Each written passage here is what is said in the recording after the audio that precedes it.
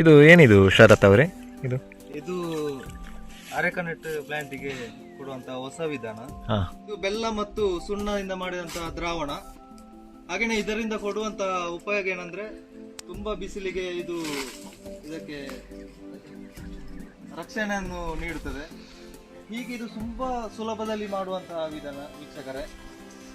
ಹೀಗೆ ಮಾಡುವುದರಿಂದ ಇದೊಂದು ಫಲವತ್ತತೆ ಕೂಡ ಜಾಸ್ತಿ ಆಗ್ತದೆ, ಬಿಸಿಲನ್ನು ಕೂಡ ತುಂಬಾ ತಡೆಗಟ್ಟುತ್ತದೆ.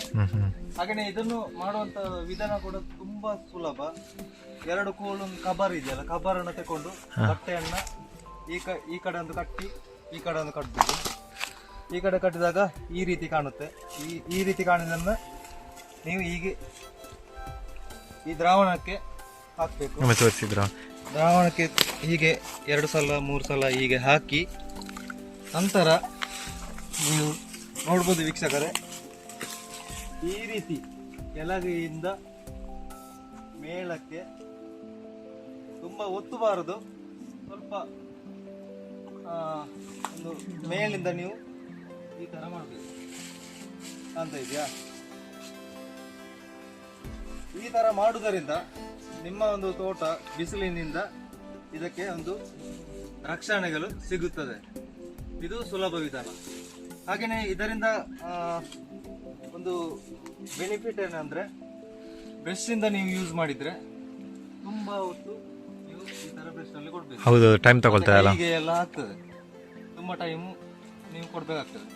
ಇದರಿಂದ ಈಗ ಮಾಡುವುದರಿಂದ, ಈ ಕೋಲಿಂದ ಮಾಡುವುದರಿಂದ, ಬಟ್ಟೆಯಿಂದ ಮಾಡುವುದರಿಂದ ನಿಮಗೆ ಸ್ಪೀಡ್ ಆಗಿ ಕೂಡ ಆಗುತ್ತೆ.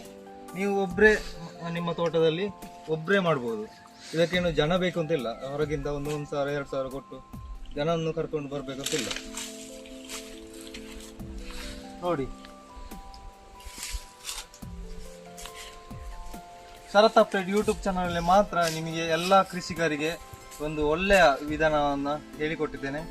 ಹಾಗೇನೆ ನಿಮ್ಮ ಒಂದು ಅನಿಸಿಕೆ ಏನಂತೇಳಿ ಈ ಕಮೆಂಟ್ ಬಾಕ್ಸ್ ಅಲ್ಲಿ ನೀವು ತಿಳಿಸಿ.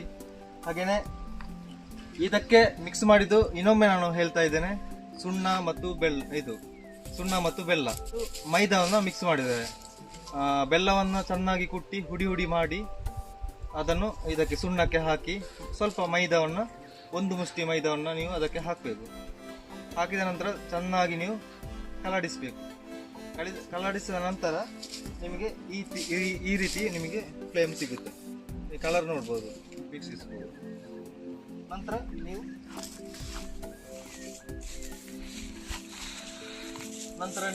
ಈ ರೀತಿ ಕೊಡುವಂತಹದ್ದು.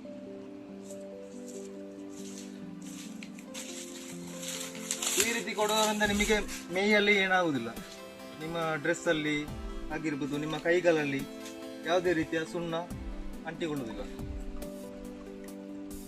ನೀವು ಕೂಡ ಇದನ್ನ ಟ್ರೈ ಮಾಡಬಹುದು ವೀಕ್ಷಕರೇ. Thank you. Sharath update YouTube ಚಾನಲ್ಗೆ ಧನ್ಯವಾದ.